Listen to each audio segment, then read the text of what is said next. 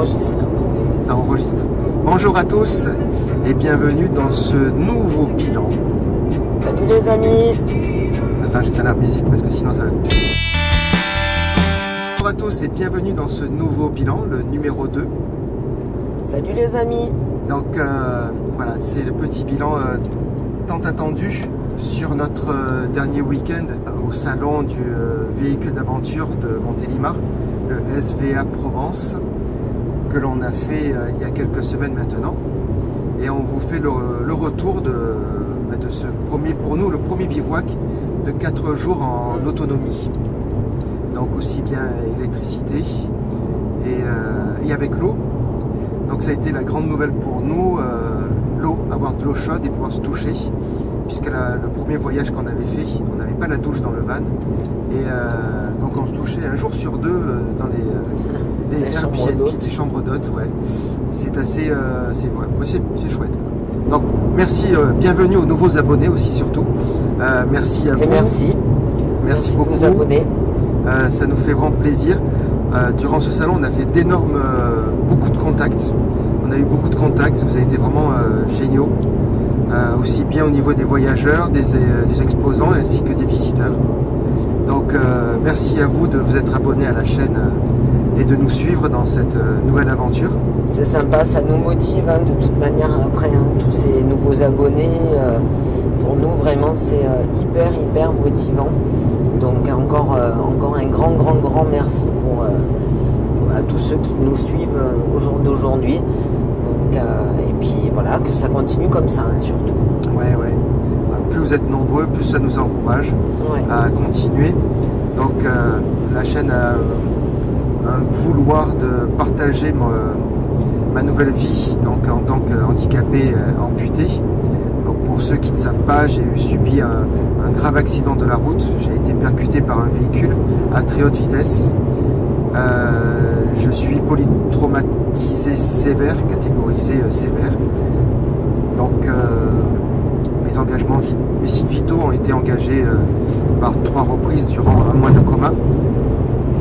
Mais voilà, je suis là, je suis de retour, je suis à la vie. Et donc... avec plein de projets, plein d'idées. Ouais, plein de projets, plein d'idées et plein d'envie surtout de concrétiser ce qu'à chaque fois on n'a pas pu faire jusqu'à maintenant. Et là, prendre cette opportunité de cette nouvelle vie pour aller un peu plus loin dans l'exploration de notre terre, de notre vie, de nos envies surtout. Donc pour revenir sur le salon, donc... Fin de la petite aparté. Fin de la petite aparté, ouais. Pour revenir sur le salon, donc on va vous faire le bilan de cette nouvelle expérience pour nous. Et on rebondira après sur nos projets pour l'avenir. Donc d'ici peut-être un an ou deux, parce qu'il faut qu'on trouve le véhicule le mieux adapté pour pouvoir réaliser ce projet-là. C'est pas chose mince à faire. Tout l'intérêt justement de faire des salons et d'essayer de partager avec les voyageurs leurs avis, leurs opinions. Et donc vraiment encore merci justement pour leur accueil, parce que c'est bien pour nous, ça nous aide à nous guider un petit peu sur nos choix. Donc c'est vraiment sympa de pouvoir échanger avec tous ces gens-là qui ont une expérience assez riche de voyage. Donc voilà, nous on est vraiment complètement nouveaux dans cette vie-là, donc on a des idées, mais des fois les idées c'est pas forcément les meilleures. Voilà. Non, puis surtout qu'on est novice dans ce milieu-là, donc on veut prendre l'expérience des plus anciens, comme toujours, hein. On est en phase d'apprentissage pour peut-être devenir maître, voire expert dans ce domaine-là, et partager aussi aux nouveaux arrivants, aux nouveaux voyageurs, aux nouveaux apprentis, notre propre expérience. Donc pour l'instant, on va puiser un peu dans les sources des connaissances des voyageurs plus anciens et prendre un peu leur vécu. Et déjà on a su que Marius, donc le van, n'était pas vraiment conforme par rapport à ce qu'on voulait faire. voyage que l'on voulait faire, puisqu'on va aller sur des températures un peu dans le négatif, voire bon négatif. Ouais, pas trop négatif, mais presque bien dans le négatif. Donc il nous faut un véhicule bien isolé, et surtout on s'est aperçu qu'il n'était pas suffisamment grand et suffisamment haut pour nous. Pour moi, c'est une autre problématique, puisque je suis souvent assis à l'intérieur, mais pour Nat qui a besoin de se déplacer, donc c'est... Je me pète le dos un peu quand même. Hein. Voilà. Donc voilà, d'où le choix et la recherche d'un nouveau véhicule. Donc les salons nous servent à ça, pour voir un peu ces voyageurs avec leur propre véhicule. Donc ça va du 4x4 avec la cellule. C'était notre premier choix initial, et puis on s'est aperçu que le budget pour accéder à ces véhicules-là est très élevé, et on a préféré partir sur un van, donc avec Marius, qui est d'un budget beaucoup plus abordable, pour si jamais ça ne nous plaisait pas ou si c'était pas confortable pour nous. Pardon. Si Laurent a perdu son micro, donc vous n'entendrez plus. Ouais, si ça n'était pas confortable pour nous, ou si c'est pas adapté pour nous, donc d'investir un minimum. Donc l'expérience fait que ça nous convient, mais le véhicule n'est vraiment pas adapté.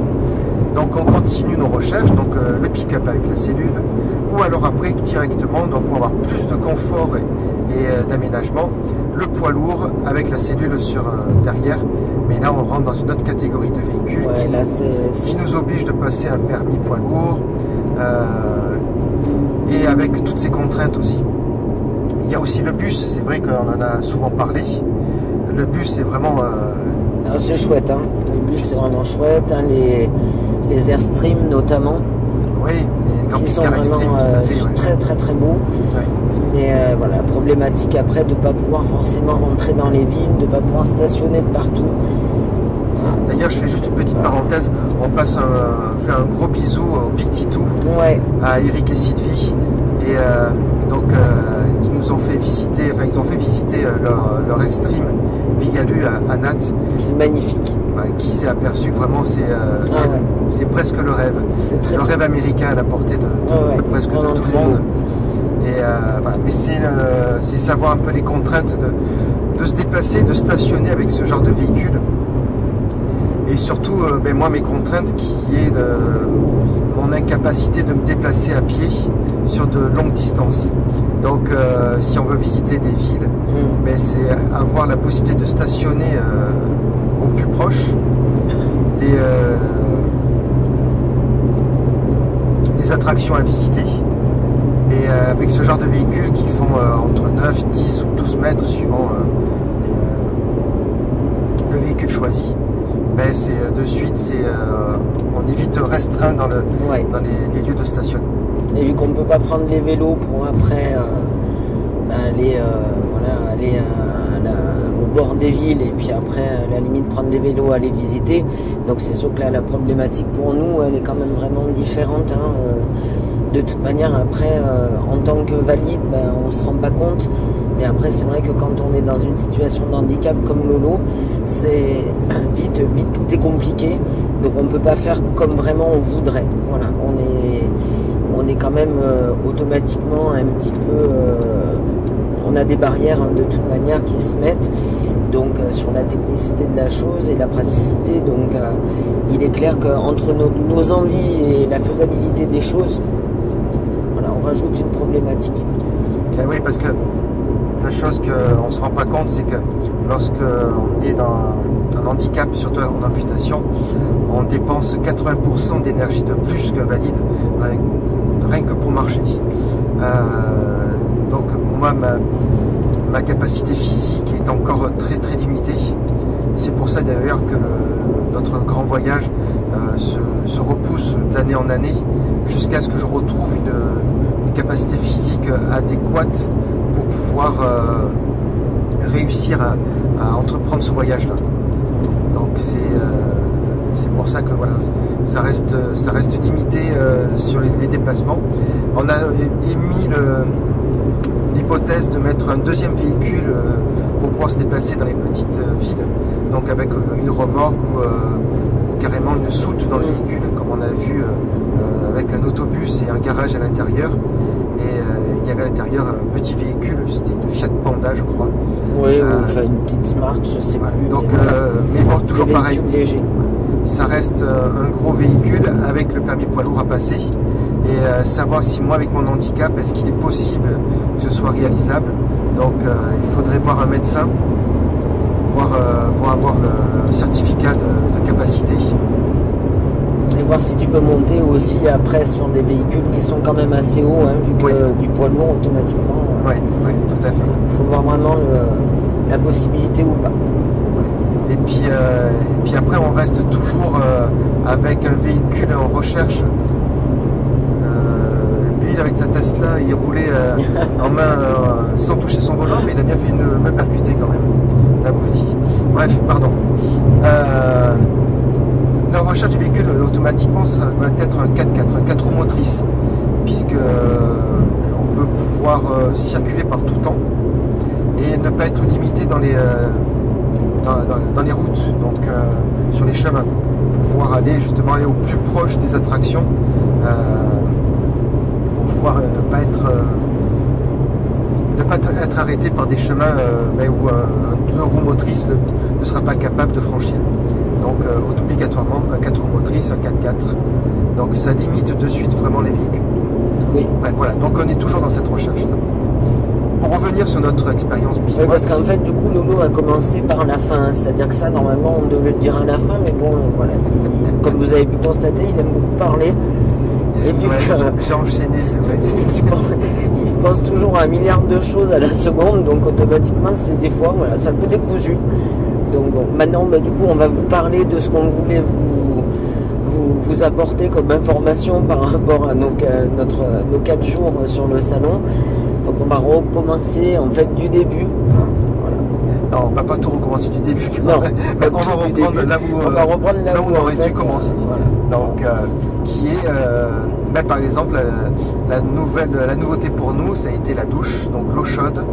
Ça a été les derniers travaux, les derniers aménagements dans le van pour installer la cuve, une cuve de 80 litres. Et ça a été la grande interrogation et savoir si 80 litres était suffisant pour 4 jours pour ce bivouac à 2 ou pas. Donc je vais laisser la parole à Nat. Elle va vous donner un peu son ressenti et vous dire ce qu'il a en été, puisque c'est quand même elle qui s'est occupée pas de la douche, mais si, un peu des 2 douches, parce que je ne peux pas me doucher tout seul. Et s'est occupée aussi pour la vaisselle, voilà, pour l'hygiène aussi. Donc voilà. Je laisse la parole et je vais essayer d'arrêter de parler. Allez, moi je vais pas trop parler, hein, parce que de toute manière, voilà, il n'y a pas besoin de faire 10 minutes de vidéo sur par rapport à la douche et à la cuve. Donc bon, super pratique, franchement. 80 litres, c'est très bien pour 4 jours. Si j'ai un petit conseil à vous donner, donc vraiment au niveau de la vaisselle, faites pas comme moi j'ai fait, parce que c'est vrai qu'on a tendance en fait à vouloir faire la vaisselle comme à la maison. Donc vous voyez, de pas forcément hyper bien nettoyer les assiettes. Donc pour peu qu'il reste un petit peu d'huile d'olive, parce que nous sommes très férus d'huile d'olive, moi particulièrement. Donc si vous voulez, mon assiette en règle générale, il y a encore beaucoup d'huile d'olive, hein, même si je sauce avec le pain, mais quand même il y en a. Donc c'est vrai qu'il faut apprendre en fait à vraiment super bien nettoyer pour économiser un maximum d'eau, parce que là où vous passez le plus d'eau, c'est pas forcément sur les douches bizarrement, mais plus sur la vaisselle. Donc en faisant attention, en prenant en fait toute cette problématique en compte, on limite vraiment la quantité d'eau, et au final 80 litres c'est parfait. Donc en se douchant, voilà, tout quotidiennement bien sûr, et en faisant attention, hein, c'est-à-dire que vraiment vous vous mouillez, vous vous savonnez et vous rincez rapidement, hein. Donc il est évident qu'on ne va pas faire une douche comme nos ados des fois font, où il reste 1 heure dans la douche et qu'après quand on rentre ça fait sauna. Bon, ça faut pas le faire. Voilà. D'autant plus qu'on a la cabine de douche à l'extérieur. Donc c'est... Il fait pas chaud. Ouais. C'est vraiment le gros abruti. Encore la Tesla, toujours. C'est assez fit, c'est pas possible. Enfin. Donc je couperai au montage ça. Parce que c'est beaucoup de gros mots. Pour un seul abruti, ça lui fait trop de blasons, trop de médailles. Voilà, donc c'est vrai que à savoir que la douche, c'est une cabine de douche extérieure. Et alors c'est vrai qu'on a eu un temps magnifique, donc on n'a pas eu froid. L'eau chaude, le chauffe-eau, les geysers Campa. Ça c'est génial. Hein. En chauffage instantané. Oh, ouais. En chauffage instantané, c'est vraiment top. Ouais. Tu veux pas pousser un tout petit peu la caméra vers moi parce que du coup avec les vibrations, c'est.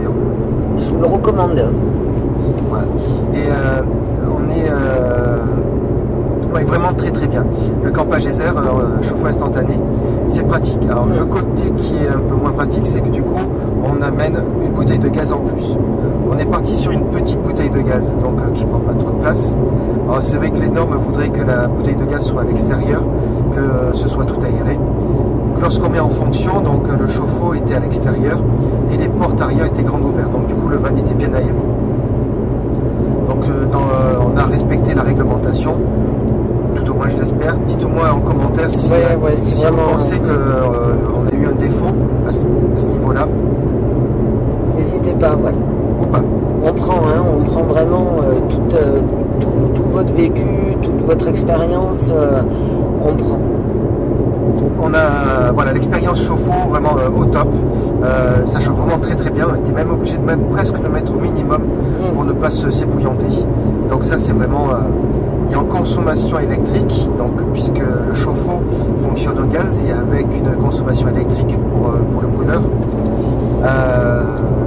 il n'y a pas d'énorme consommation. La batterie auxiliaire, donc c'est une batterie, ce que nous on appelait la batterie nomade, une batterie Blue Yeti, c'est la C200 Max, qui fait 2200 watts. On a été, alors c'est vrai qu'on a été obligé de la charger, la charge tient 48 heures par rapport à notre consommation. Alors, au bout de 24 heures, on a sorti des panneaux solaires de 400 watts. Attends, je fais une petite aparté hein, pour vous les amis. Si vous optez comme ça sur la batterie nomade, faites super gaffe à vraiment toujours enlever le chargeur. Parce qu'en fait ce qui se passe, c'est que nous on a eu la problématique, la batterie s'est vidée parce qu'en fait on avait complètement oublié d'enlever en fait une prise. Même si après il y avait je sais plus ce qu'on avait, je crois que c'était le téléphone ou la lampe torche, enfin, je sais plus. La lampe torche, voilà. Ouais. Donc oui, j'avais enlevé la lampe torche. Par contre c'est vrai que j'ai zappé en fait d'enlever la prise qui était reliée à la batterie, pardon. Donc ça vraiment ne faites pas cette parce que du coup vous avez plus de batterie hein, après hein, voilà. Donc pensez vraiment à l'enlever systématiquement parce que malgré tout après ça continue en fait. Voilà, ça c'était la petite aparté, tu peux continuer mon cœur. D'accord. Je t'ai coupé la parole, désolé. Pardon. Et non mais c'est juste pour j'allais y venir de toute façon. Ah ben voilà. Donc je t'ai devancé. Voilà, la batterie suffit pas à deux avec tout notre équipement. C'est-à-dire que notre batterie, je vais y arriver, était branchée. Donc le chauffe-eau instantané, la glacière, donc en permanence, puisque c'était là où il y avait tous nos produits frais. Il était branché aussi nos recharges de smartphone, nos recharges de lampes torches, donc qui se rechargent par 12 volts. Et ta prothèse. Et ma prothèse, donc, puisque ma prothèse Kedevo est une prothèse bionique, avec assistance électrique, pas bionique, pardon, avec assistance électrique. Non, ouais. Donc c'est-à-dire que j'ai une aide à la marche avec des normes de sécurité dessus. Et cette prothèse, il faut que je la recharge tous les jours.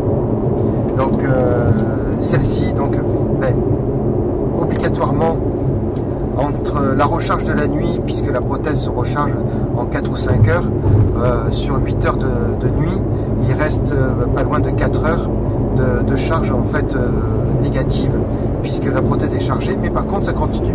Le transformateur continue toujours à tirer de l'électricité. Donc ça c'est une des erreurs que l'on a faites, comme un téléphone. Lorsque le téléphone est arrivé à 100% de charge, mais il continue quand même à pomper de l'énergie. Voilà, donc même si vous débranchez votre téléphone, c'est parce que vous avez débranché votre téléphone que votre chargeur ne consomme pas. Nous donc on a fait l'expérience, c'est vrai que c'est du vécu. Entre la lampe torche et le téléphone et la prothèse, on a réussi à vider la batterie à 2 reprises à 0% le matin au réveil. Donc on a branché nos panneaux solaires, on a en même temps pu faire l'expérience là-dessus. On a eu de la chance, il faisait beau, hein, donc automatiquement. Oui, le dimanche, dernier jour, donc le samedi il a fait gris, donc avec les panneaux photovoltaïques, je recommence. Donc avec les panneaux photovoltaïques, on a réussi à recharger la batterie à 100% en 8 heures de charge à peu près. À peu près. De 8h15 on l'a sorti et on les a débranchés, c'était 17h. Voilà. Donc je vous laisserai faire le petit calcul mathématique. Donc on a récupéré 85% de puissance de charge en batterie, en sachant qu'on s'était servi de l'eau chaude entre temps. La glacière avait continué d'être branchée bien sûr, et que l'on avait rechargé nos deux téléphones en même temps. Voilà. Donc on a pu reprendre la route le dimanche soir avec une batterie chargée à 85%. Ouais, non, après vraiment, franchement ça c'est top, parce que du coup ça permet quand même une autonomie, pardon, je vais y arriver, supplémentaire, et au final de ne pas être obligé de faire comme la première fois où ça nous est arrivé, où on s'est retrouvé en panne de batterie, donc panne de téléphone, donc à se retrouver à manger dans un McDonald's, de pouvoir arriver à recharger au moins un portable sur 2. Donc c'est quand même pas mal, voilà, d'être un petit peu autonome par rapport à ça. D'avoir surtout tous les éléments pour pouvoir retrouver l'autonomie suffisante pour se suffire à nous-mêmes en fait. Donc voilà, ça a été vraiment le côté positif du week-end. Donc si on peut faire le bilan du week-end, je vais parler pour moi, après je te laisserai te parler de ton ressenti. Moi mon ressenti, malgré mon handicap, donc ça n'a pas été évident parce que j'avais de gros soucis de prothèse et de marche et d'appui. Mais malgré tout, pour moi, le van a été fonctionnel.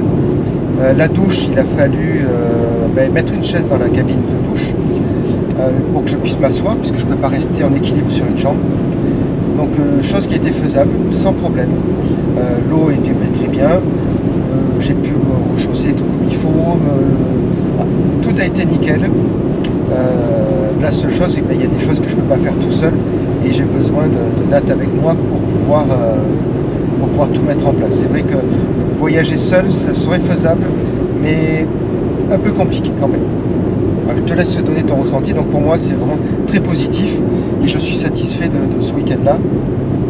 Et ça me donne envie de continuer, de progresser dans cette direction avec peut-être un véhicule mieux adapté et différent. Voilà. Donc continue. Ça c'est une évidence, parce que franchement le véhicule non pas du tout, hein, pour moi qui fait quand même, on va dire 80% des choses sur le van, etc. Pas sur le van, pas sur l'installation du van, mais après dans l'intendance c'est vraiment très très compliqué, parce que c'est quand même un peu bas et que tout n'est pas si simple. Après moi mon ressenti sur 4 jours, bien, vraiment très bien ce salon. Après c'est vrai que les 2 premiers jours où on est arrivé, c'est un peu compliqué, parce que sur le coup, moi c'est ce que je disais à Laurent, j'avais l'impression que c'était quand même un monde assez fermé et où l'intégration est pas évidente. Bon, au final non, c'est pas du tout le cas, parce qu'après quand on rencontre les voyageurs, et merci à vous parce que vraiment vous avez fait un super accueil, mais c'est vrai que les 2 premiers jours on sait pas trop, on est nouveau, donc on veut pas trop s'imposer non plus, et peut-être que c'est là où on a tort, et au contraire je pense qu'il faut venir à la rencontre de chacun, des choses qu'on a faites après, et au final très belle expérience et de belles rencontres. Voilà. Donc non, à refaire bien sûr, hein, continuer nos petits périples comme ça, de partir quelques jours. C'était vraiment chouette. On avait pris Ulan pour la première fois. Oui, c'est vrai, c'est la première c'était sortie avec la première sortie avec Ulan. Et franchement, génial. Voilà, au top. Ouais. Voilà. Il était super sympa et vraiment, ça nous donne envie de continuer et d'avancer avec lui, hein, dans ses projets de vie, parce que le but d'avoir pris Ulan, hein, c'est, comme on vous l'avait déjà dit dans les autres vidéos, c'est qu'il va participer complètement à nos voyages. Oui, puis Ulan, donc c'est un berger suisse blanc, ou un loup blanc, mais c'est pas un loup, c'est pas un chien. C'est un chien, c'est un grand chien, donc de très grande taille. C'est un chien qui a besoin de bouger, de courir. Là, il s'est donné à cœur joie sur ce week-end. Et donc, il avait 7 mois quand pour ce premier voyage. Donc, c'est un bébé, c'est un chiot encore. Et malgré tout, habituellement, à la maison, il dort dehors. Donc, c'était la première fois qu'il voulait dormir enfermé. Et la première fois qu'il allait dormir aussi avec nous. Et dans un espace très très restreint. On a eu peur qu'il mange tout, qu'il abîme, qu'il aboie, qu'il bouge. Et au final, non, il a trouvé sa place de suite. Et les 3 nuits que l'on a passées, 3 ou 4 nuits, je me souviens plus, 3 nuits. 3 nuits. Donc les 3 nuits que l'on a passées se sont vraiment déroulées à merveille avec Ulan. Donc c'était côté positif une fois de plus. Donc voilà, donc ça c'est le bilan de ce SCBA. Et donc on va venir donc sur nos projets, puisque ça fait partie de notre expérience. En fait, on apprend pour pouvoir justement réaliser, concrétiser quelque chose qui me tient à cœur. Donc roulement de tambour, suspense pour nos projets. Voilà, donc on va prévoir de... Bah non, si on leur disait la prochaine fois, non, ça serait pas non, bien. Allez. Ou alors laissez-nous des commentaires et vous nous dites qu'est-ce qu'on va bien pouvoir prévoir.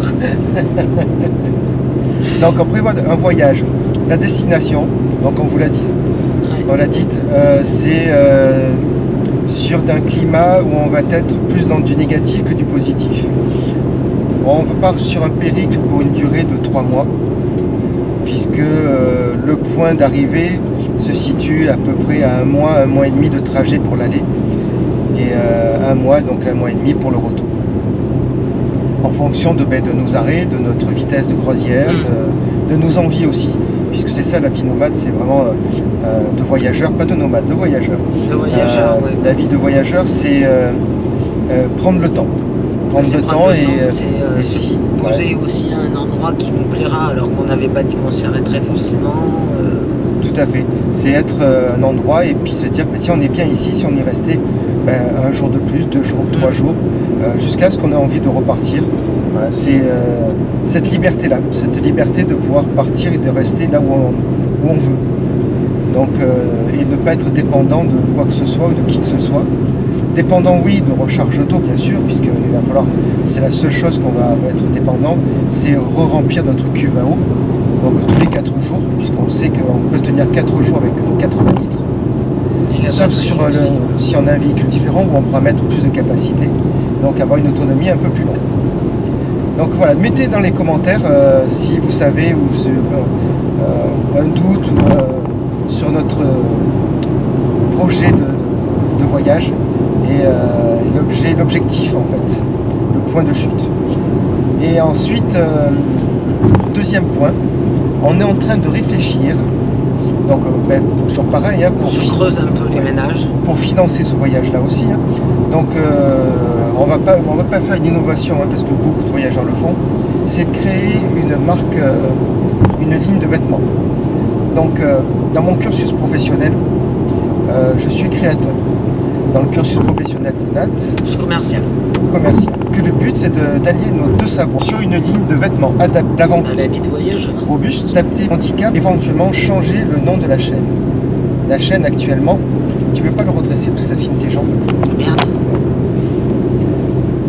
Le nom de la chaîne actuellement s'appelle Lorraine Workshop, donc qui était le nom de ma chaîne initiale sur la joaillerie, qui n'a jamais fonctionné puisqu'il n'y avait que 3 vidéos. Donc en pensée, dites-nous en commentaire vos impressions et ce que vous aimez le plus. On a pensé à appeler la chaîne Nat et Lorraine Workshop ou pas Workshop, laissez juste Nat et Lorraine. N et L avec le E siglé, vous savez, le E qui ressemble un peu à un 8, donc N et L, donc pareil, workshop ou non, et voilà, donc si vous avez une petite idée, si vous pensez, donnez-nous votre avis en fait, donnez-nous votre avis sur ce qui vous plaît le plus entre Nat et Lorraine Workshop, Nat et Lorraine tout seul, ou Nat N et L avec le E siglé Workshop ou sans le Workshop. Voilà, on attend dans vos commentaires. Voilà, donc s'il vous plaît, un petit commentaire, c'est cool, comme ça au moins ça va nous aider à choisir, parce qu'on ne sait pas tout. Ouais.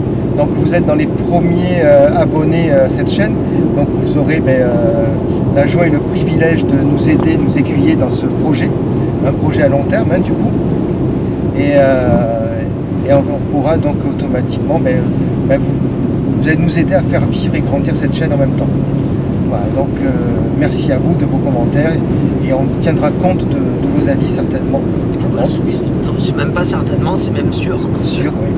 Donc on compte sur vous. Ouais. Et voilà, donc je crois qu'on a fait un peu tout le tour. Je pense qu'on a fait un peu le tour. On a un petit peu débriefé ce salon. Si vous avez des questions, n'hésitez pas à nous les noter aussi en commentaire. Et encore merci à tous les nouveaux abonnés qui se sont rejoints à notre nouvelle vie, à notre aventure. Et merci à tous ceux qui nous suivent depuis le début. Vos encouragements sont vraiment chaleureux et ça nous motive vraiment au maximum de continuer. J'espère que les vidéos vous plaisent, que les sujets vous plaisent aussi. S'il y a des choses qui vont pas, n'hésitez pas aussi à nous le dire en commentaire, parce qu'on prend tout. Voilà, le bon comme le négatif, parce que voilà, c'est important aussi. Je pense qu'on a à prendre de chacun, donc n'hésitez pas. Voilà, si vous avez des petits conseils, des petites choses, ils sont les bienvenus. Voilà, le but de cette chaîne, c'est vraiment un partage avant tout. Donc voilà, partagez vos idées, partagez vos émotions, partagez ce que vous avez envie de partager avec nous. C'est toujours bienvenu. Voilà. Et surtout, n'oublie pas de t'abonner, de mettre un petit pouce et de partager la vidéo aussi avec tout le monde. Voilà, pour qu'on soit de plus en plus nombreux. Plus on est nombreux, plus on est de fous, plus on rit. Donc on va essayer de rire encore plus nombreux ensemble. Et moi de vous faire découvrir la motivation, ce qui me motive un peu dans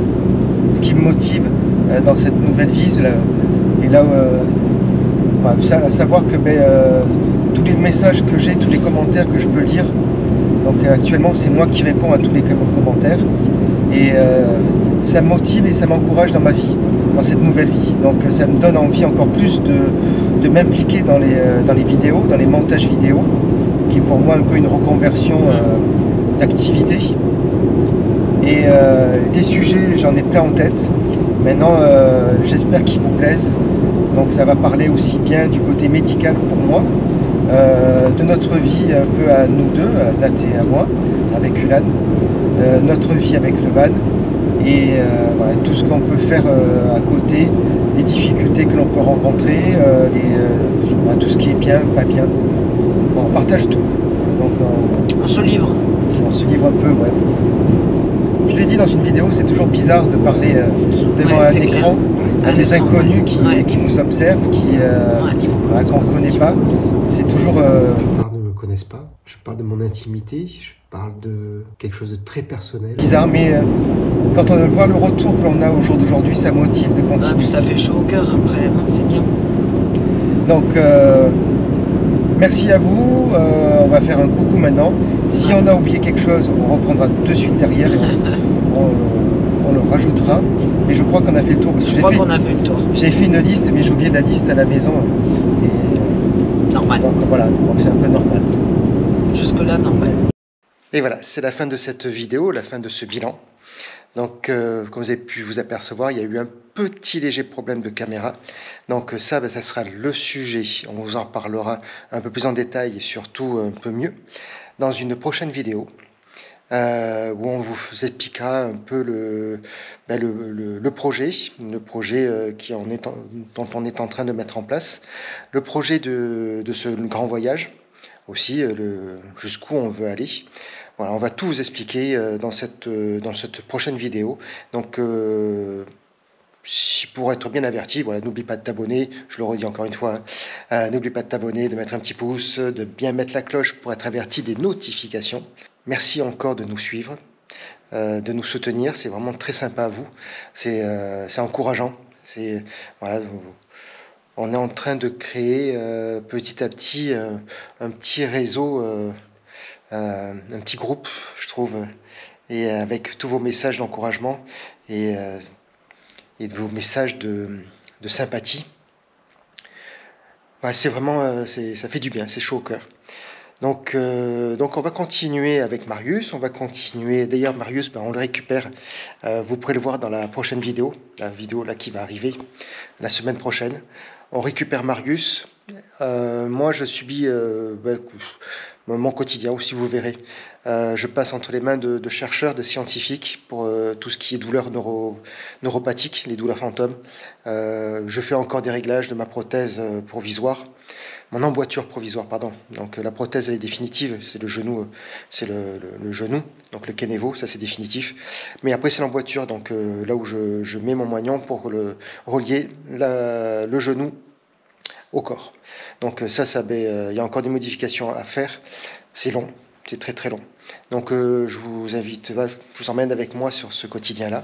Et puis après, plus sympathique, on récupère Marius du garage. Donc je vous dis à bientôt pour une prochaine vidéo. Allez, ciao, bye bye.